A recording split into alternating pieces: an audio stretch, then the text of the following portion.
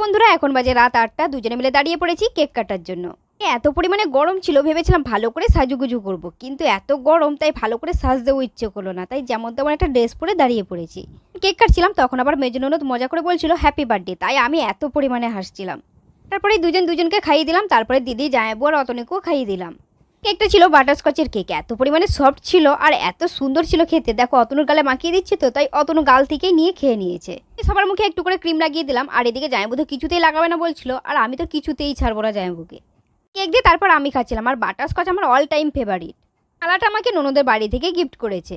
আমরা সবাই মিলে চলে এসেছিলাম রেস্টুরেন্টে ডিনার করার জন্য। প্রথমে ছিল চিকেন ললিপপ, আর এই রেস্টুরেন্টে সব খাবারগুলোই খুব সুন্দর বানায়, আর চিকেন ললিপপটাও কিন্তু খুব সুন্দর বানিয়েছিল। পরে ছিল চিকেন 65, আর এটাও কিন্তু খুব সুন্দর বানিয়েছে। আর চিকেন 65 আবার দুজনকে একটু করে খাইয়ে দিলাম।